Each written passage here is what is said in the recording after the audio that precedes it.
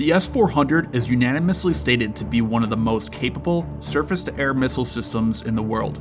So how would the US beat it? First and most important, a scenario in which one F-35 goes up against one S-400 is unrealistic. An actual showdown would include up to a dozen aircraft versus long-range, medium-range, and short-range SAMs, and possibly even interceptor aircraft. Any realistic discussion on the topic would need to consider all these facts as well.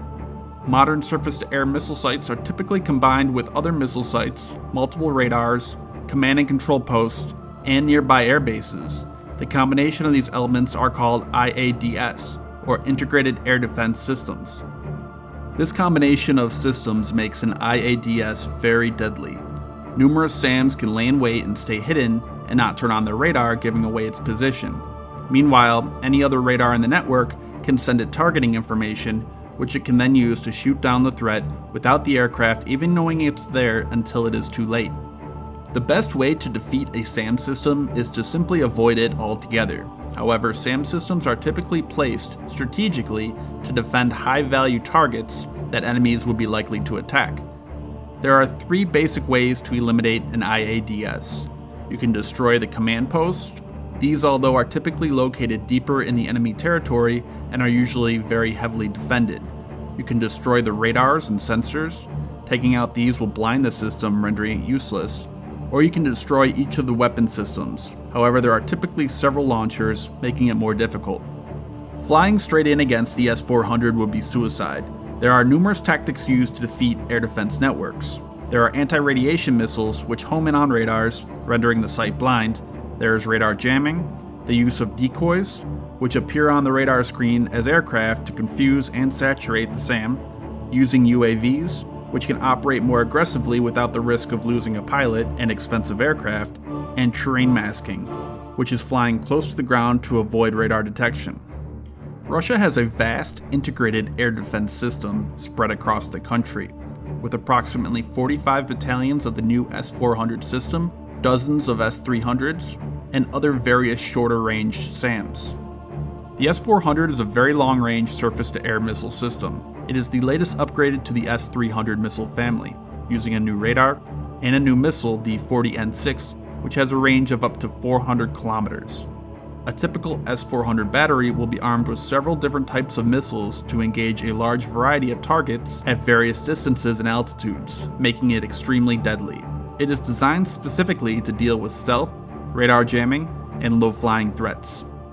The longer-range 40N6 missile is designed to shoot down higher-altitude aircraft with lower maneuverability, like the E-3 Sentry, the E-8 Joint Stars, and the RC-135 Rivet Joint.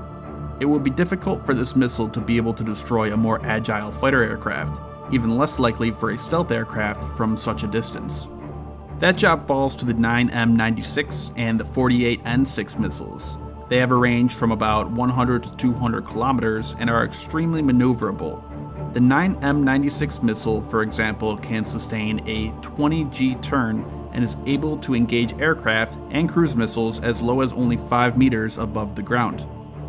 The F-35 currently does not have any dedicated radar jamming capability and cannot yet carry anti-radiation missiles. An upgraded version of the HARM anti-radiation missile and the MALD-J, which is the radar jamming version of the MALD decoy, are planned to be designed to fit in the F-35 by the mid-2020s. For now, the F-35's only standoff ranged weapons are the JSOW and the Small Diameter Bomb, or SDB. Both are glide bombs, meaning that their range depends on the altitude at which the aircraft is flying. If the F-35 flies at an altitude of 10,000 meters, it can launch these missiles at a range of about 100 to 125 kilometers. The SDB is great because it is small, therefore more can be carried. A single F-35 can carry 8 SDBs, compared to only 2 JSOWs. The F-35 does not have the stealth needed to sneak past undetected, so they will have to attack. An attack on the S-400 would involve up to a dozen aircraft, with EA-18 Growlers armed with jamming pods and anti-radiation missiles, and F-35s armed with SDBs and decoys. They would fly in low under the radar to avoid detection for as long as possible. The decoys would be fired in an attempt to get the enemy radars to turn on and give away their position. These radar sites would then be attacked with SDBs from the F-35s and HARM anti-radiation missiles from the EA-18s. This scenario would likely result in the destruction of the air defense sites, but would undoubtedly come at a high cost. Flying low to the ground will reduce detection time, but this means the F-35s will need to get in close to launch their bombs. This puts the aircraft well within range of the formidable S-400 and vulnerable to smaller, shorter range SAMs. The US could expect to lose several aircraft in such an engagement. These losses might not be acceptable to commanders in terms of loss of human life and equipment, therefore might not go through with such a strike. A different scenario could involve launching Tomahawk cruise missiles at the site, therefore not risking losing pilots and expensive aircraft. The missiles would fly in very low to the ground, again to avoid detection for as long as possible. However, once detected, the S-400 battalion could expect to shoot down a large number of the relatively slow-flying Tomahawks. Therefore, ensuring destruction of an S-400 system would require dozens of missiles. Either way, eliminating the S-400 site is possible, but it will undoubtedly come at a great cost, which is the purpose of air defense, to try to stop but also to try to dissuade an enemy from attacking in the first place.